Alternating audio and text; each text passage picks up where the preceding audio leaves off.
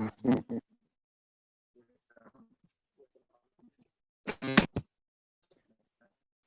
my pleasure. It was a good time. Say hi to everybody.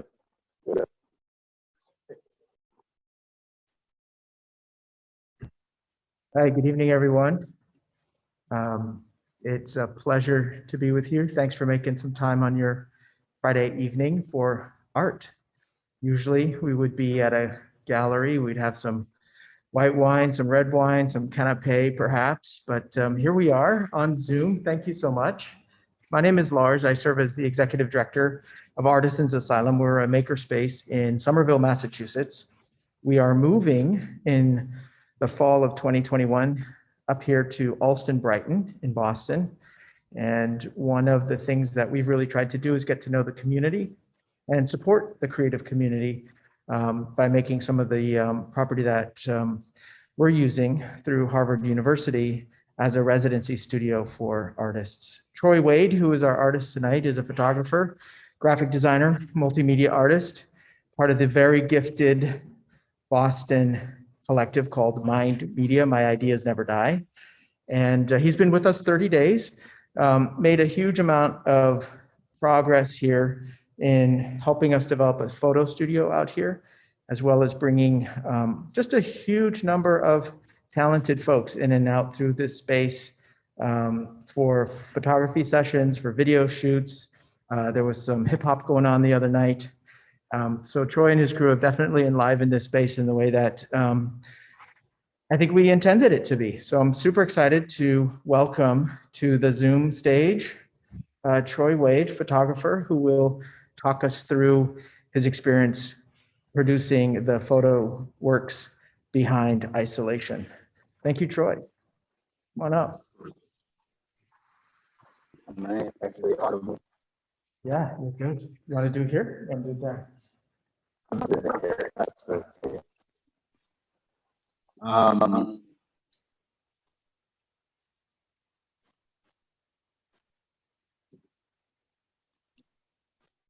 Fantastic.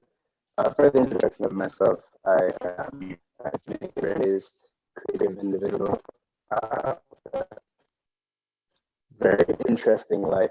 I spent a lot of time trying to figure out who I was like most people, and at the age of 13, I had to move away from home and come to the States. Amongst other things, isolation has been a big part of my life. So this endeavor, this journey of trying to figure out what the best mode of utilizing isolation as a tool would be, I turned to photography, and along the journey, I was talented artists to get into their space, both mentally, figure out just how like-minded we are as individuals, just what level of impact isolation have. I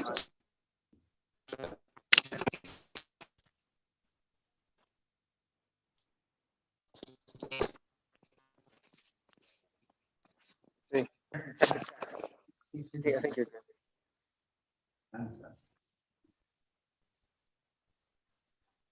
Okay. Do a check with your audience fast. I'm good. How's everybody?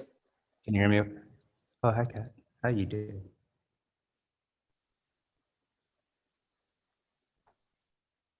Fantastic. Am I audible? Can you hear me well? Perfect.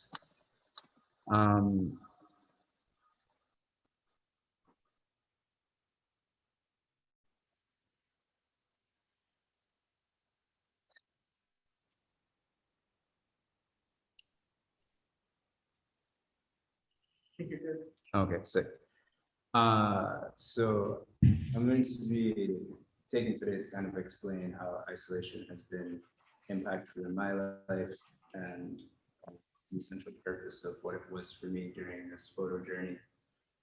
Isolation has been a pretty powerful tool that's helped me through self-discovery and understanding who I am as an empath, as well as bonding and creating new relationships place of, tremendous creative opportunity, as well as a lot of introspective time, and it's fantastic. And that's kind of been the vehicle that I chose for the photographic endeavor. Intentions behind this is ideally pinpointing commonalities, and I understand that isolation can be both beneficial to some but devastating to others. However, we have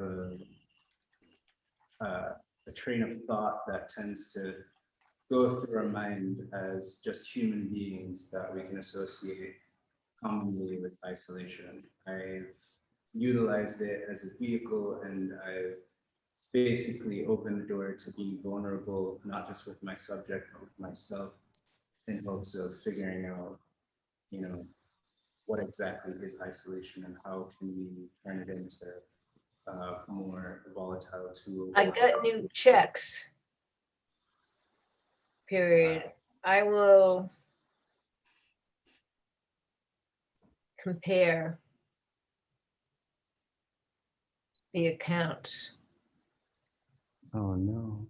Period. Sorry. Just a moment.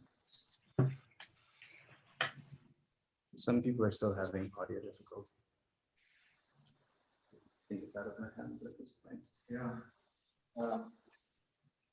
Okay, how about you queue up your Zoom and we'll try audio from here. Maybe that has to speak up loud. Chat. Check, check. Can you hear me? Kath is still having an issue. My audible, is it good for everybody?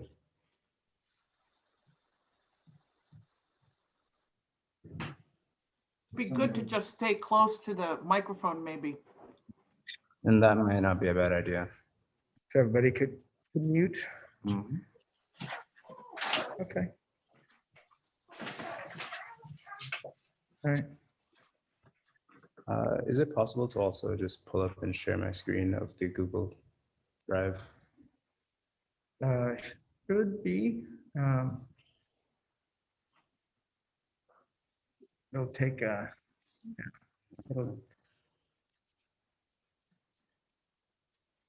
I can actually do it on my computer. yeah. It's not even fancy. All right. Keep talking, folks, through your process. So during this, during isolation, I interviewed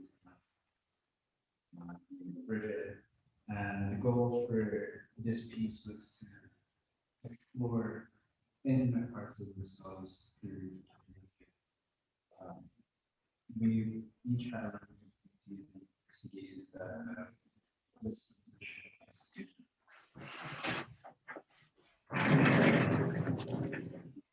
mental state of visual hopefully open the doors to more express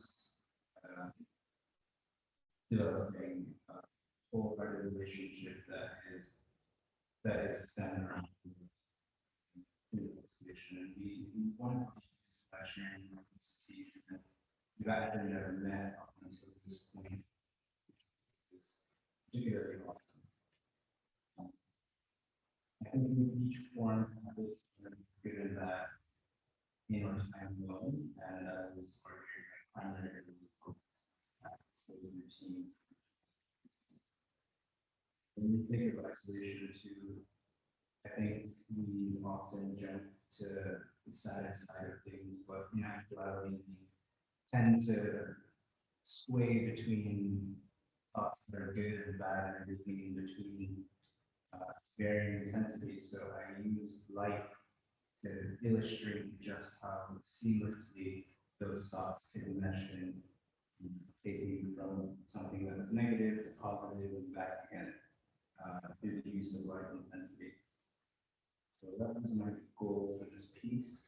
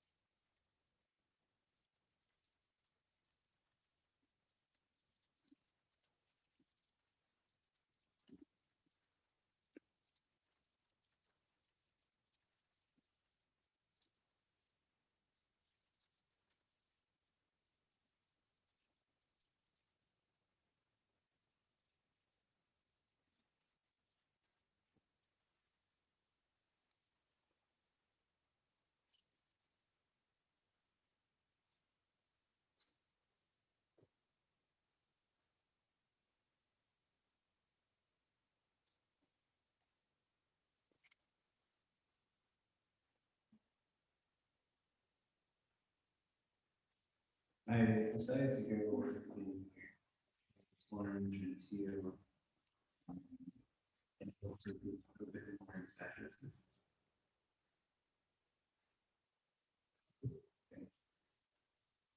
Um, I do typically thoughts that kind of sway and vary in intensity. In this case, with Bridget, we were to talk about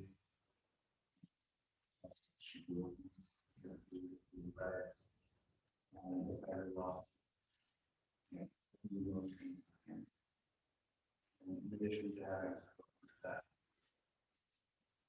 and also issues as a growing artist and young women, it was a little bit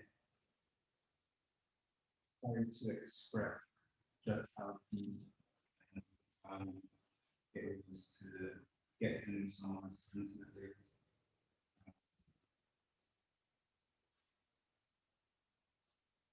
Without using such intense colors in that.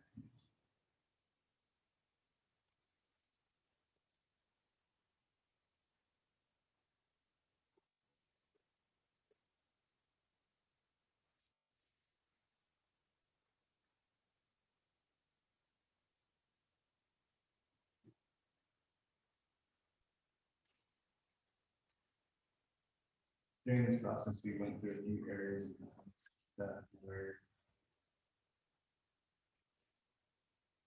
a little bit known to be intimate, so we started in her workspace, which is her primary space for being creative. And then we went to the kitchen, which is where she was able to get her stories with me as options and hardships. And there we explore the bathroom space where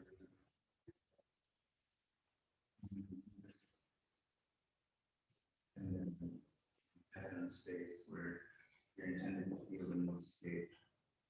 So that the biggest release of emotion. And then lastly, we ended up in the basement area.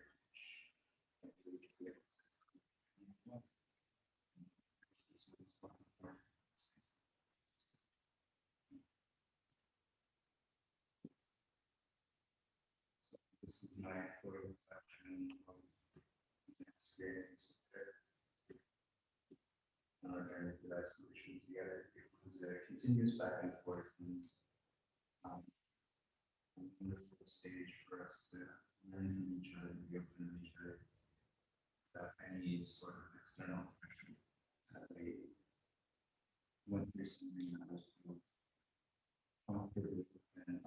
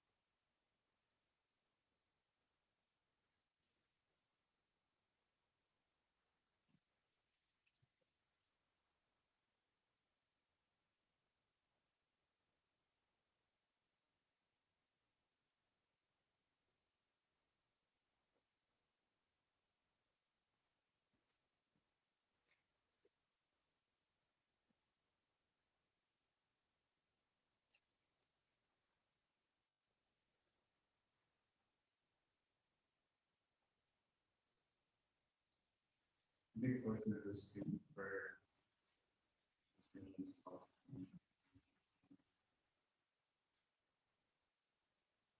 that really not aesthetic, visual, inspirational.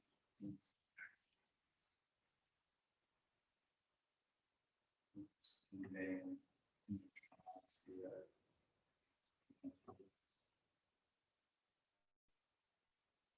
I think we're all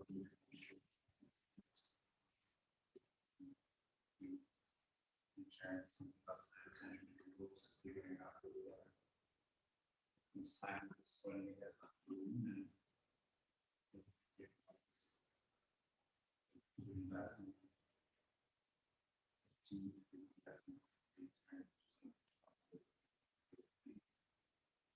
So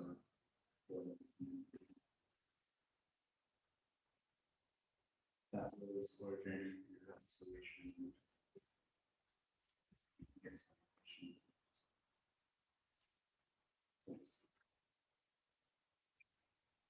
Yeah.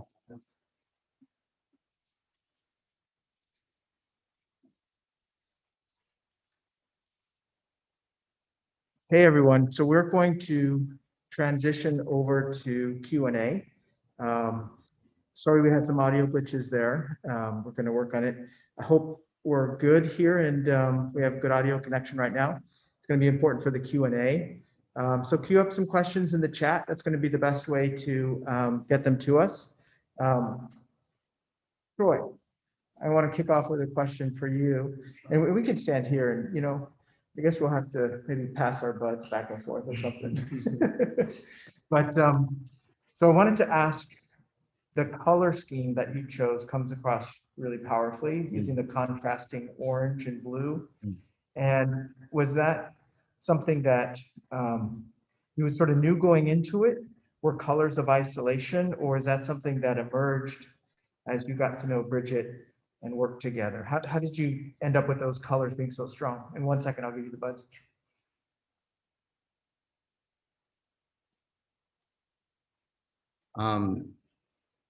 In all honesty, the color choice was pre-made prior to knowing Bridget. I have more of a association in my mind with the colors being emblematic of, you know, the good and the bad. We've seen it utilized in a whole bunch of films like Star Wars and stuff like that when you want to describe the Jedi and the Sith. But what I intended on doing is ideally having the colors overlap seamlessly.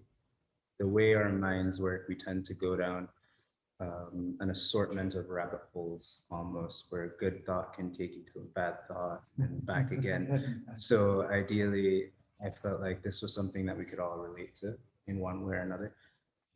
And it's such an intense combination of colors when they're paired together that it's almost hard to ignore every minor aspect of them. So when the blue starts to bleed into the red, it's still noticeable. And I think that was where my mind was when choosing colors for isolation. Yeah. I know it's a little bit, you know, out of pocket, or not cinematic, but that was not what I was trying to go for. I just wanted the pure impact of the colors to flood the space. Yeah. Yeah, I'll take those back and I'll get you guys set up. Sweet. Yeah, I think that impact, you can stay up here, Troy, because you're going to be talking for a little bit while we get you set up with Bridget. Any questions from folks in the chat who are with us on Zoom right now? I don't think I see any yet, but please feel free to use that chat to get some questions in. We're going to get Bridget up here, talk a little bit about the process of collaboration between two artists, but in this case, one a little bit in the technical director's chair, and then the other perhaps just living their life, and you finding a way to capture that and share it with us. Thank you so much. It's a beautiful show, and I'm really thrilled to have a little bit of your lighting effect back there as the backdrop. It's kind of like, oh, I feel like I'm part of this story now. I mean, it's very James Bond. We were doing some James Bond things earlier, which was kind of fun. Yeah. So, yeah. It might not be a bad idea too. I know the audio won't be the best, but if we put the two chairs and just use the computer, Okay. we could do the deed. Yeah, let's do it that way. All right, so we're gonna hand it over. Someone needs to throw in a question here. It is that time. Here we go, from Tiffany. So you take it away while I get the chair set up, okay? Tiffany asks, would love to hear why the blue and red colors were used and how they made you feel when shooting your subject. So maybe the feel part. I don't know. The previously mentioned, the blue and the red were emblematic of those thoughts that we have.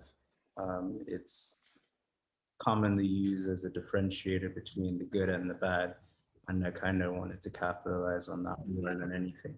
In terms of how it made me feel, it felt, in all honesty, it was a little abrasive, because in the back of my mind, my aesthetic mind wanted to go with something a little bit more subtle, but it was impossible. That's not always how the mind works.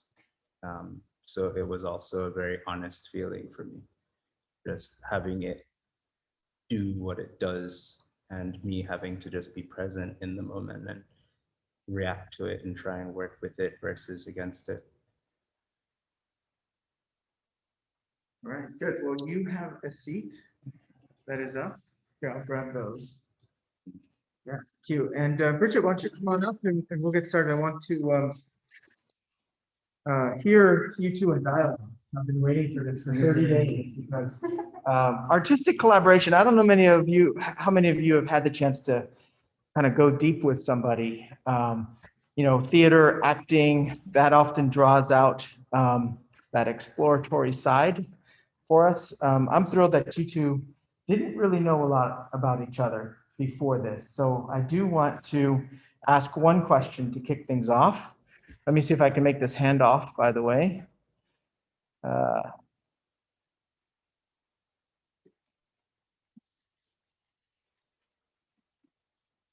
All right, I think we're good.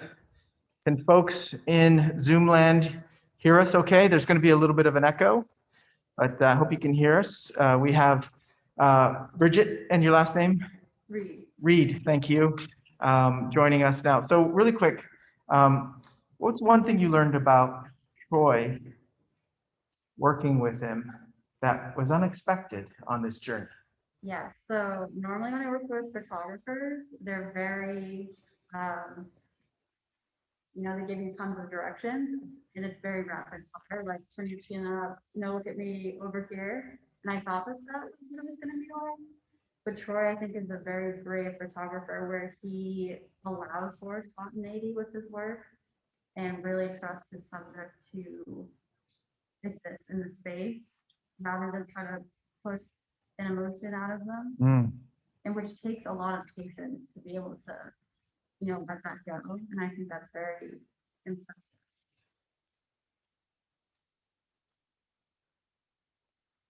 Yeah, we're still good. Sorry, I just want to make sure. Sounds good. Can you possibly stop screen share and see the speakers larger? Yeah, we can do that. Troy, Yes. kick us off with a question for Bridget that, during the shoot, you didn't want to ask because it might throw off the energy, the vibe. Now's your chance to dive in. I don't think I had any questions like that. But one of the things I would love for us to give our audience a little bit of background on is possibly the house itself.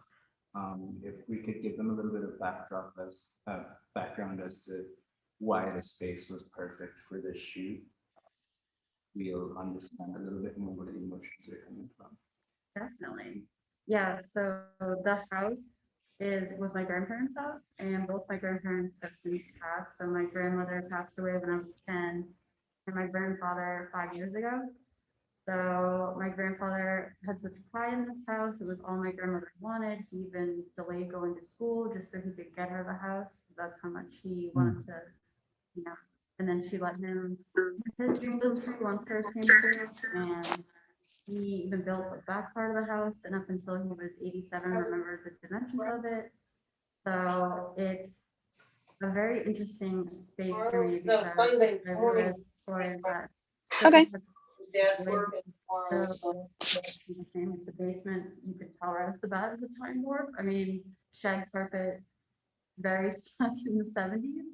So I avoid that space because it'll bring too much of the memories back that maybe I don't want to, deal with. And my grandmother passed away in that house from cancer. So, and I actually work in the space where she passed away.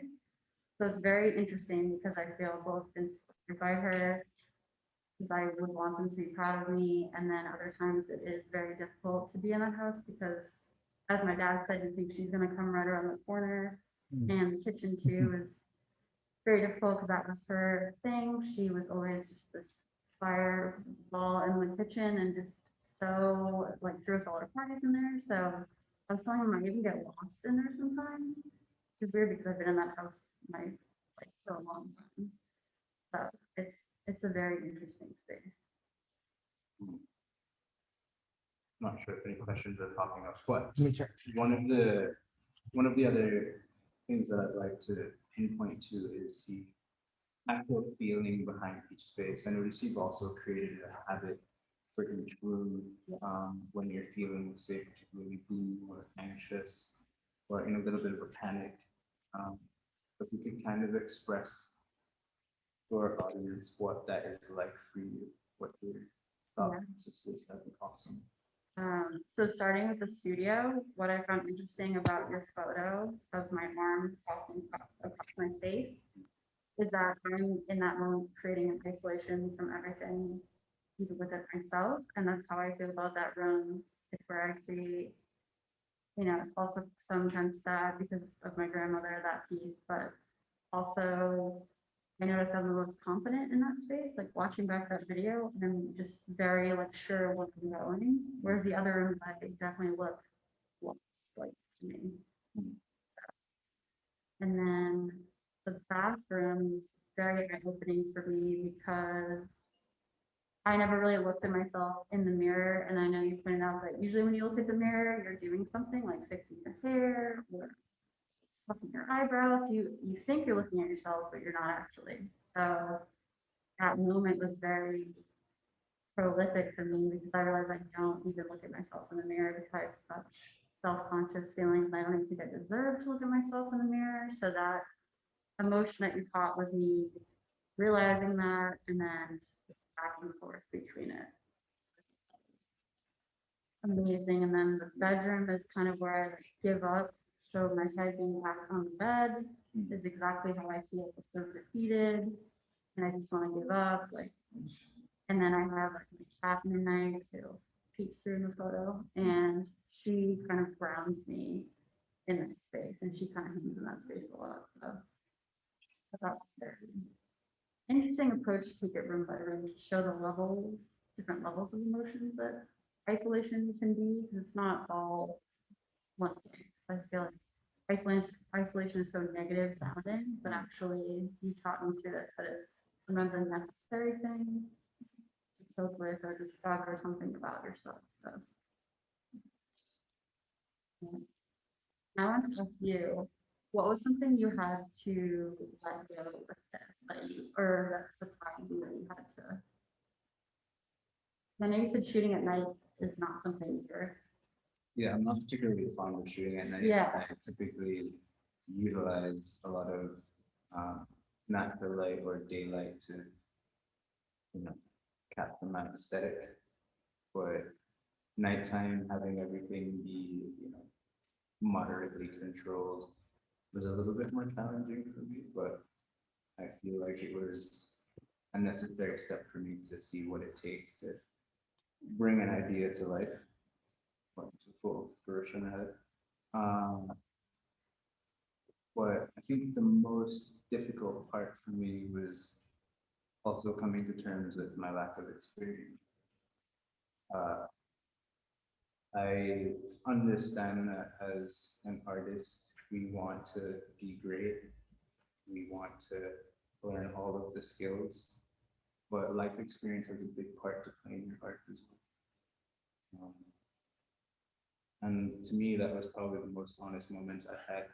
And I know I told you when I was there, but being patient was the only superpower I could bring to the table in that space, because I don't have enough life experience to command an experience that is outside of my realm of knowledge or understanding, to be honest. I was relying very heavily on you being honest with yourself in order for me to capture pictures that were worthwhile. I had ideas, but I cannot promise you or even lie to you that I had all the confidence in the world in making this. And I think that was something I had to come to terms with in real time. Yeah, and I think that's important as an artist to put yourself in that fear zone, because if you keep doing the same thing, you're not gonna try different things. I remember you even saying about the green of the photo was very weird for you. It's okay.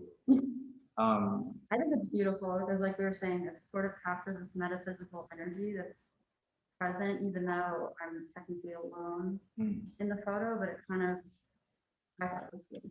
But I remember you saying that was weird for you, so.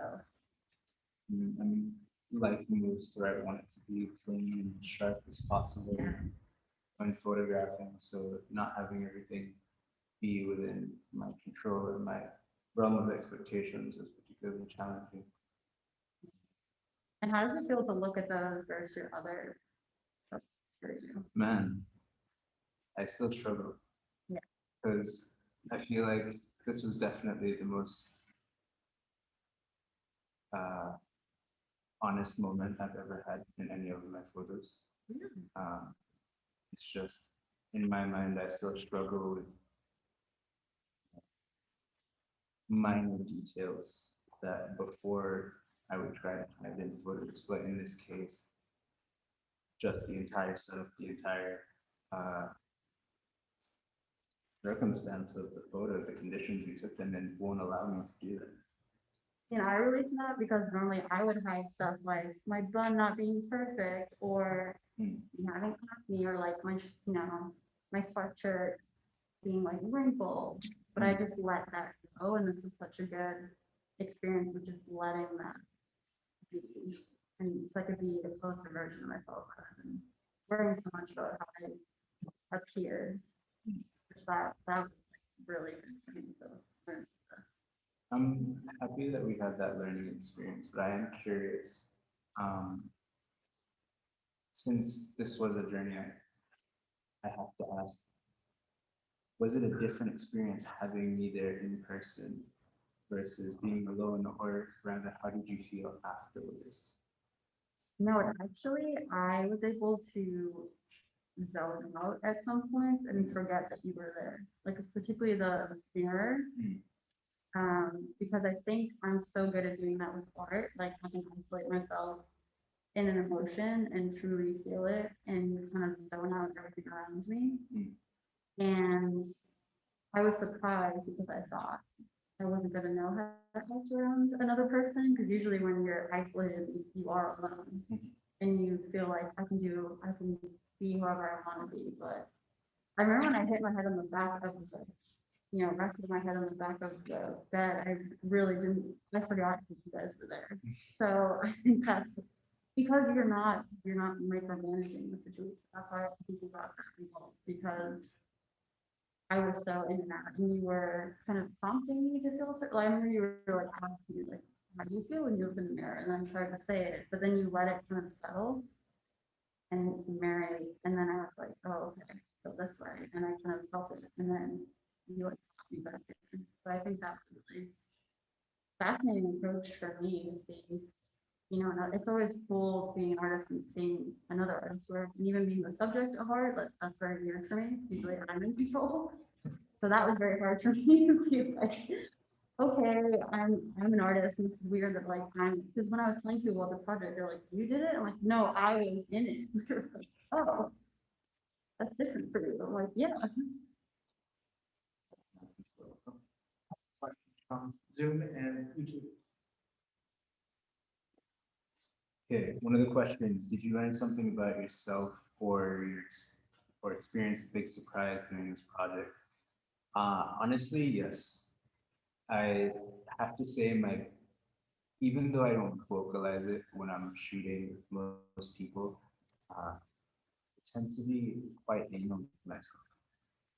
I tend to be hyper analytical before I even show someone photograph. And oftentimes I'll find myself deleting the ones I don't like. But in this case, it wasn't about me. I think this was the only photo session where I didn't delete a single photograph, and I kind of marinated in the memory of what it was supposed to be and the intention of it. So I had a harder time letting go. So I think I found my foothold in what it takes for me to really value a photograph outside of like just the aesthetic. And it's that emotional collection, like connection to the theme or the subject, the intention behind it. Honestly, it kind of put me in my place a little bit because I was doing the craft solely for the sake of being superficial at creating what other people would like versus creating for myself. So I have to say that was my biggest revelation. Yeah, and I can even tell because when I asked him what wardrobe should I wear, because I don't want to mess with your color scheme, or I don't know what you were looking for, and you said, no, what were the clothes you were gonna wear anyway? And I thought that was so bold to let that, you were being so honest, like you weren't trying to manipulate it to just look a certain way. You were like, this is actually what's happening, and I'm gonna photograph it. And I think that takes like a lot of just like courage to let go. Yeah. Because normally when we stage a scene or still life or something, we're like, I don't want this shape to contrast with this shape.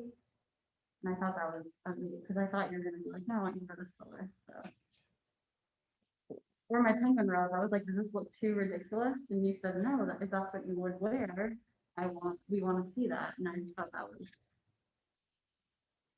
Appreciate that. yeah, Um, that's hard to do as an it's artist. very challenging, yeah. Yeah, that really surprised me about you that you were, because you do a lot of photos with fashion Mm. and certain looks, so that's what I was curious how that would go. I thought that was really cool. Appreciate it. Yeah. Our additional question from Tiffany is, what sparked the inspiration for isolation as a theme for the project? Was it through personal experience? Very much so. COVID's been very challenging. I learned a lot about myself. I've been in a position where I've forcefully had to be by myself. Admittedly, I've definitely looked to others to be my scapegoat or my outlet for, you know, emotional comfort, physical comfort, um,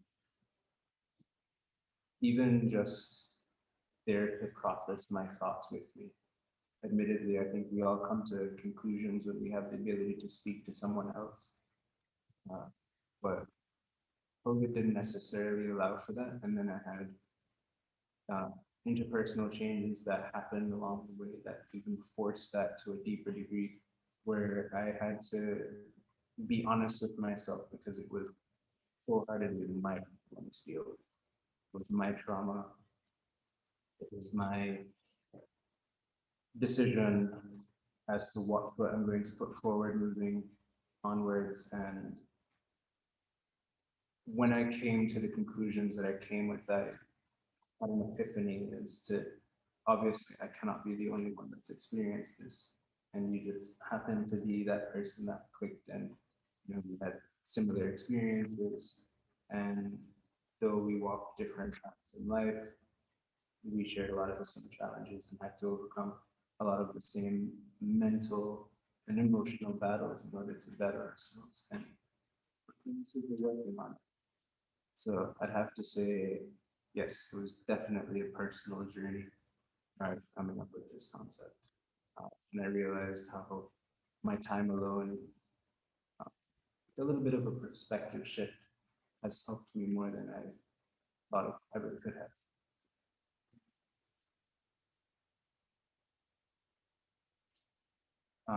Kimmy asked what was individually challenging about this project for both of us.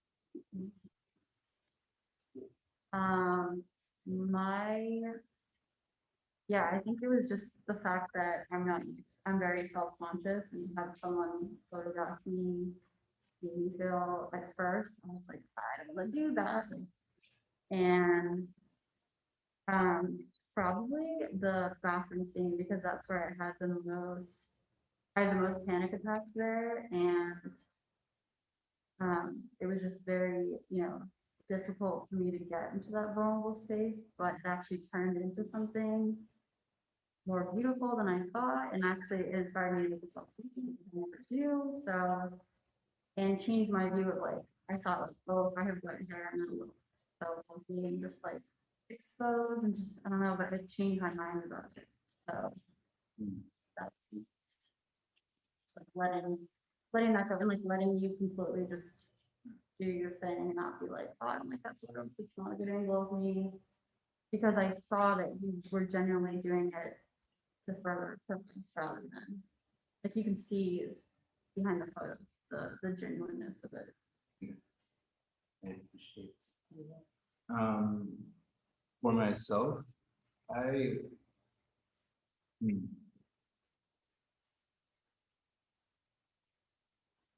honestly, I think the most challenging part of it for me was uh, staying grounded in the idea. Honestly, it was seeing it through.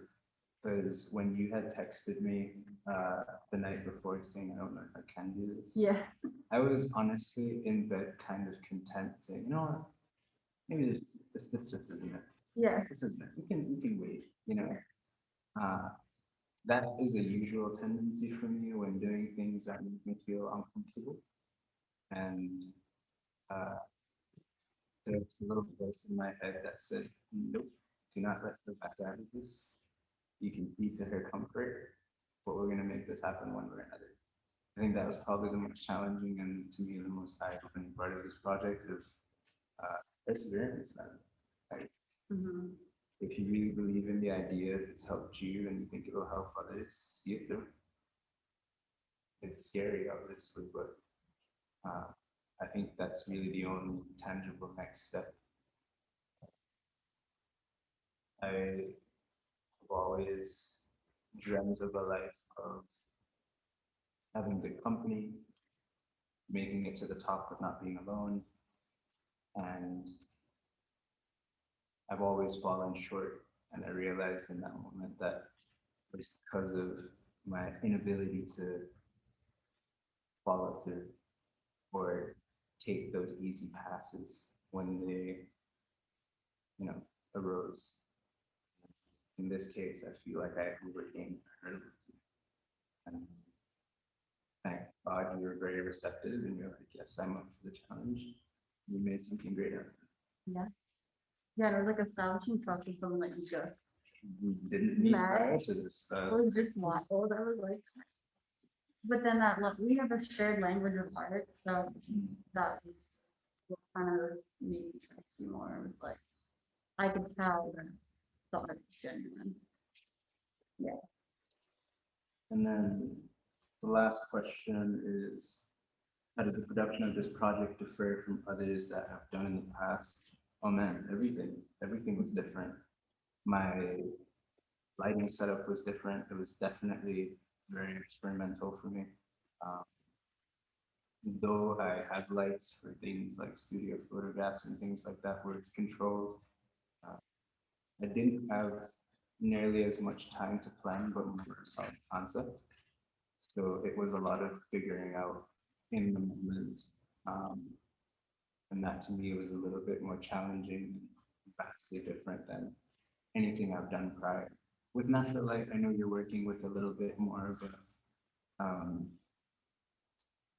unpredictable circumstance, but at the same time, it's been done so often, the techniques that you can utilize to get exactly what you're hoping for. Shooting at night and then shooting with only 2 to 3 sources of light, and we have so many variables that can cast shadows or create disruption on light intensity to also get the quality that we hoped. That was the hotness for me.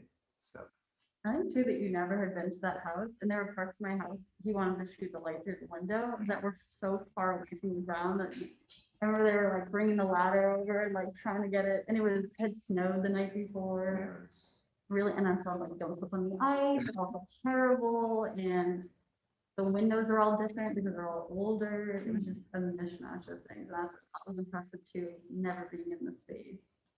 Like you didn't do a test shoot or anything. You just, and that is very vulnerable, which I think went is into it. Yeah, It was definitely an experience. I think on all aspects, emotionally, technically, it was all very new to me. And hopefully it's you too. yeah, and I love how vulnerable you are too, because I think that's the thing too. Being an artist, you want to be like, oh yeah, I know exactly what I'm doing. Mm. But to admit that you don't always know what you're doing, I think shows a lot of character because you don't have to know everything that you're doing with art because that allows you to stumble upon new things that you wouldn't, normally do. So, I'm curious for you, like, would you also explore more of yourself this way? Moving definitely. forward, do you feel a little bit more confident this is something you can put yourself out Yeah, I even said that to you. I felt so calm afterwards and not, self-conscious at all. It's like I love myself more now. And I started doing more self-portraits where I was really, you know, self-care and self-love. I was just, so it was really good. Yeah. It like inspired my life. And then I was like, I was definitely, yeah, I think it's really good. What's some advice you would share with individuals that have also gone through similar hardships as yourself? Taking away what you've learned from this experience, I feel like obviously you're a little bit more content with yourself and you're okay with making some headway on these challenges. What would you advise, other people to do? who- who's- Sure. I think there's an expectation that you have to be a certain emotion all the time or that you can never fall back. Usually with depression, you think it has to be a linear thing and that, oh, if I have this meltdown, then I've lost all my progress. Mm. And it's allowing yourself to be upset and to have those moments and feel like, okay, it doesn't have to be one way or another, I think is probably my best advice to not, feel so guilty about feeling a certain way because sometimes it's very physical pain, other times it's mental pain or it's an external thing that's bothering you, and they're very hard to predict. You can't predict them.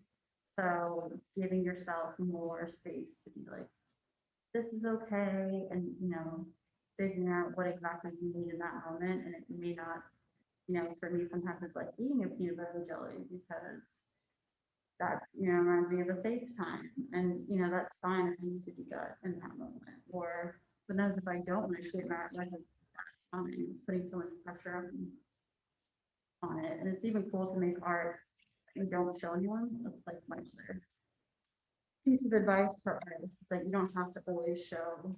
Like I just self-portrait that I'm not going to show anyone. So I think that's really you're purely doing it for yourself and not you don't care what another person thinks. And that's hard to do, especially in this era of sharing everything. Mm. It's you forget you're like, oh yeah, I can just do art for myself. All right.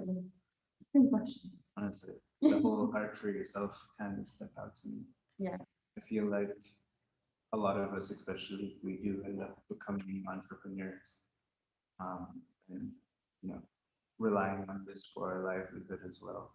We have that extra tax to be perfect all the time, never making mistakes, always punctual, always having the answer. Because yes, we are professionals, but we're human too. Yeah. And I think it's very easy in a society that prioritizes monetary gain, and it's such a big component to being safe, Yeah. that we also forget that that is not priority. You being okay is priority. You're not your best self, you'll never produce your best self. Yeah, and you don't have to be creating all the time and exhausting yourself. Like if you want to take days, weeks off because you need to recharge, like there used to be artists that would go to Maine for like 3 months and just relax and paint for themselves there. But now I feel like there's so much pressure to just always be creating, having a show. Even I took that pressure on myself. I don't always have to have a show. Like I can just kind of chill. First one. For both artists, how did this project cause introspection on your own bouts of isolation in this past year of the pandemic? a heavy question. I think so. Hmm.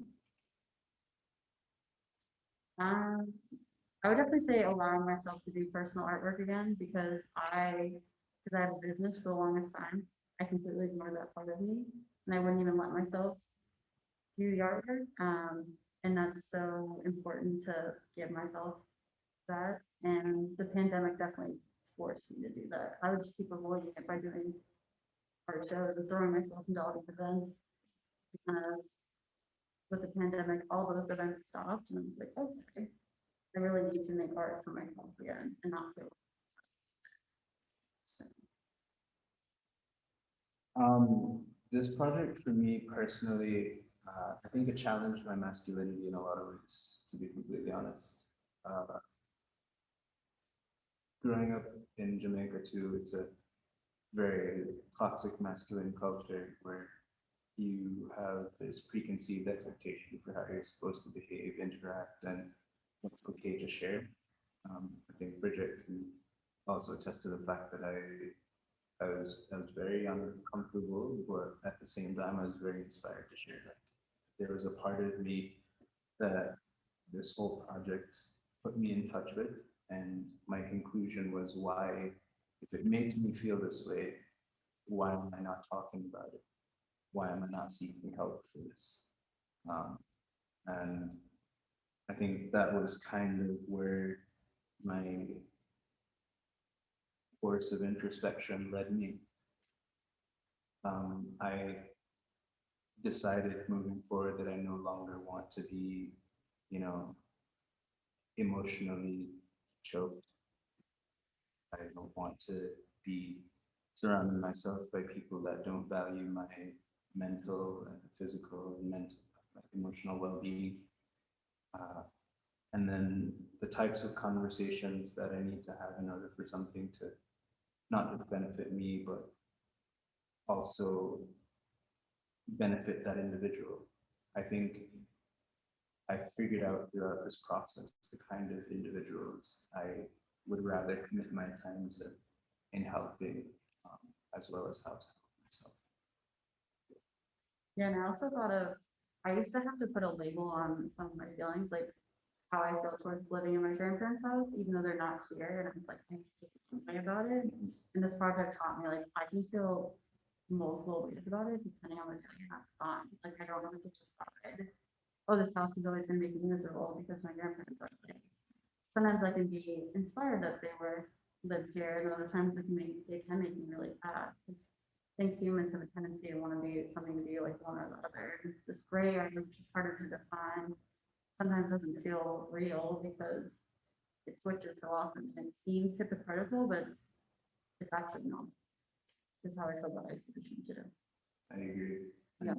Again, that's the primary reason too why I aimed for such a strong duality in covers, because it's never always like cookie cutter perfect.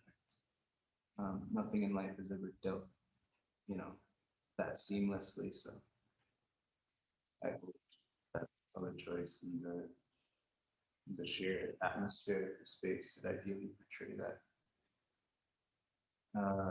Another question, out of all the photos, is there that one that particularly stands out and resonates with you?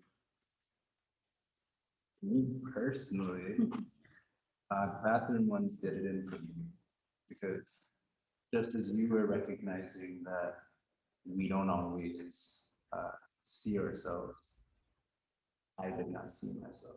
I did not see myself until very recently. And that's true for a lot of reasons, whether it be culturally or communally. I think even recent conversations with my sisters has drastically changed, and I've really had to open up and learn to trust them all over again. And that bathroom experience kind of showed me that you being vulnerable in that moment forced me to be honest with myself. It's just like how you were looking at yourself for the first time again. I had to really look at myself and see, like, okay, am I really where I'd like to be? Am I doing everything I can to be the best version of myself? And what are my shortcomings?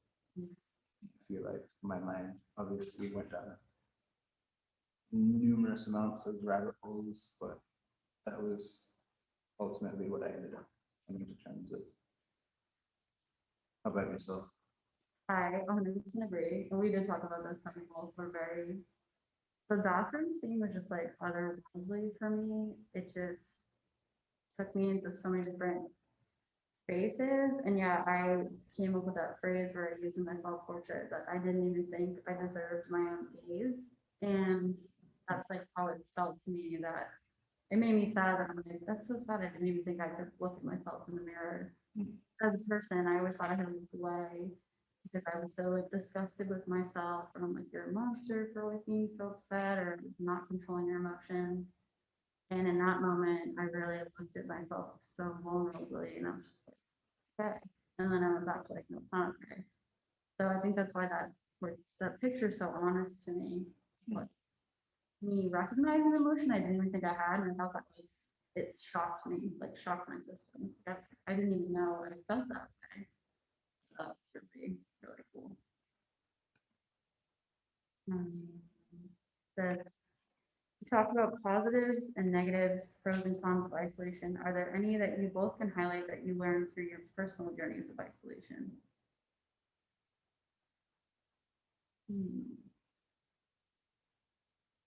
I can speak for myself in this one. I can at least tell you where I am in terms of my thought processes when I am at my high and at my lowest of lows. When I'm at my high, I'm obviously creative. I feel like that's when I get a flurry of ideas. I'm definitely a big picture thinker as an individual, so I'm always hopeful that the future can be great.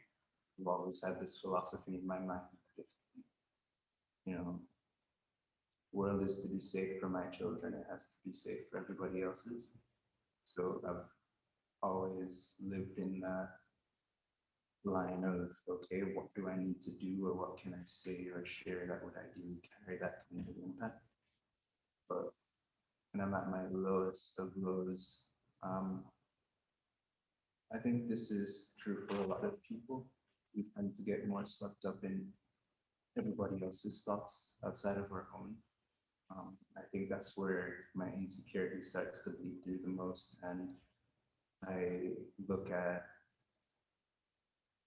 my, not just my shortcomings, but possible aspects of myself that people might dislike, or past memories that are harmful to me. I've also lost a lot of friends to, whether it be drugs or suicide or things of that sort. My mind tends to go back there pretty often when I'm at my lowest of lows. There are days where, the depression will set in and I feel like I'm not good enough. And, what's the point? Isolation is recently, with my newfound mindset, at least enabled me to figure out what it is. And I think that is, my biggest leap forward with it. Yeah, my pro was I had to stop hiding from myself. So I blocked out the bad things that happened to me for almost like 2 years, and it made me so tired, but I did feel better because I didn't have to deal with it. But I was subconsciously doing stuff that was really bad for me, and I was exhausting myself all the time and didn't know why I was the certain way that I was. And I felt so lost. So the isolation forced me to really face all those really sad feelings and process them, even though in the moment it's awful and like you don't want to do it, but really helps. You learn a way to cope, or if you get triggered by something, you create a space for that trigger and you're like, okay, this is gonna upset me, but I'm eventually gonna be okay, or I'm gonna get through it. And the con would be, with depression, I'm addicted to being sad. It's my safe space. So if I allow myself to be in that negative mode and I stay in it, I'll just make myself progressively more upset, and I can't get out of it. Like, it feels so good to me to be sad and so safe, because, which sounds ironic, but it's how I am felt most of my life was really sad. So it's easier to hype yourself up and be like, oh yeah, this will make you sad too if you're by yourself with those thoughts, because there's no escaping it. You're just like, oh yeah, let's just keep making ourselves more sad, or let's try harder. And the panic attacks feel more intense because you're just like allowing them to fester. So it is hard.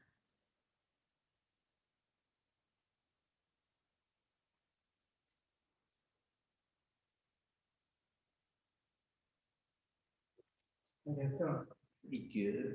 Yeah. Feel like I've shared everything that has come to mind. I'm not sure if there's anything left. The well is tapped. Well is presently tapped in. Well, let me stand here, somewhat distanced. I hope folks can still hear. I'll try and Zoom project. But first, I want to say, Troy, thank you, and Bridget, thank you for such a thoughtful exploration of your journey, as you call it. I think it is not easy to tread the line between documentary sort of photography and filmmaking and sort of that narrative influence, kind of moving to get that shot that you want versus achieving honesty because you have that intimacy. And I don't know how you navigated that, but the works speak tremendously to that authentic kind of relationship that you had as a technician and also as the subject. Thank you for sharing that. And also, I really like this idea you introduced. Isolation, we speak of it sometimes in prison terms as punishment. So society has been punished in a way, right?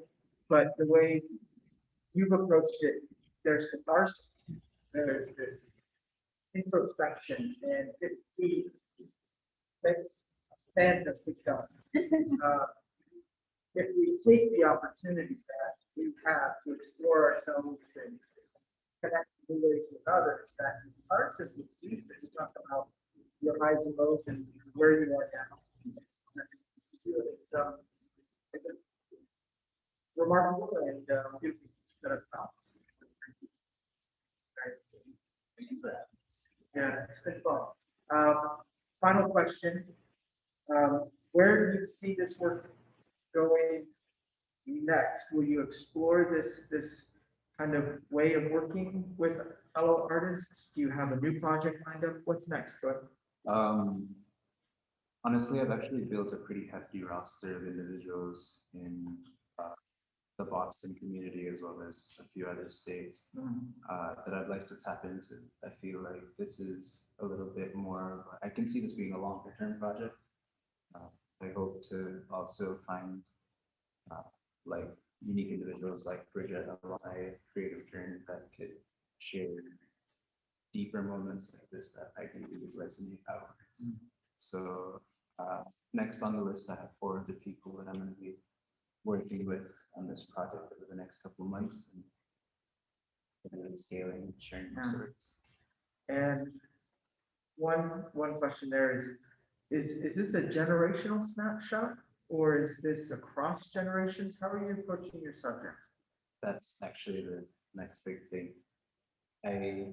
When I said it to Bridget in her space that I don't have enough life experience, my immediate thought afterwards is I'd love to talk to someone or explore someone who has more than I do. Subsequently, I have a younger sister who I some days feel like I don't understand at all. So, but she's incredibly bright, super profound, and quite honestly, she is doling out advice that I've just recently come into understanding of, and it's like, okay, what got her to that point, and what is it that I don't understand? I'm hoping to tap into future generations and generations past, so just having a more concrete understanding of how the solution can be as a tool. Right. Yeah. Thank you. And I wish you serendipity on that, right? Because I know so much of it is being aware of the moment to do something with that moment, to care for. So, yes, good luck. And Bridget, how about you? You're a paper artist? Yes. Yeah, which is way out of my comfort zone. I actually started off as a painter Okay. and yeah, paper is my new thing. So probably making a paper piece, self-portrait is gonna be even more vulnerable and difficult for me. But yeah, definitely more I've been inspired to do and more personal work that deals with my feelings rather than just, because I have so much, plus from so many feelings that I just do that and I think, oh, it's just only my art needs, but I need to get more room for that effort. Yeah. 'Cause I think that's what made an artist. And I suspect, given the kinds of questions that came in and just all of us, right, in our social circumstances, there's an appetite out there to share in catharsis. We went through this collectively difficult process, and I think artists have a lot to offer to that social catharsis. And so I wish you luck in telling that personal story. I think it'll resonate. If you choose to share it, sometimes it makes personal work and keep it I close. know, I gotta get better about sharing it. Yeah. So, yeah. We're certainly here to help. Definitely, Yeah. So, any closing words? Gonna say goodbye? Nothing. Thank you all for your time and energy. I'm super appreciative, and thank you, Bridget and Lars as well, for enabling this and bringing at least one project into fruition. Thank you. Well, when it comes to the arts, I'm happy to be an enabler. That's a good kind of thing. I didn't even cut you off. Go ahead. Oh, no, I was just gonna say, I'm so proud of Troy for pushing himself, out of his comfort zone and, yeah, pushing mine too. Yeah. Thank you. Cool. Have a lovely day, everybody. Thanks so much for joining us. Our next artist in residence, not that I'm kicking you off the stage now, but our next artist in residence is a collage artist.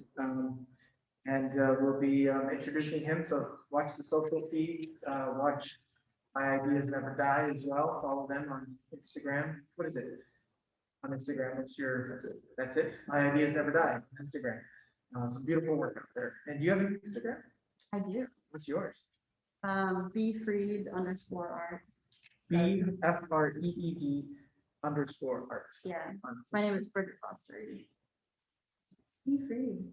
So the journey continues. Follow along on Instagram and elsewhere. Thanks so much, everybody. Thank you. Good night.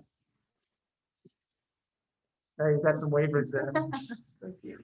You know them? Somebody's waving at you. Awesome.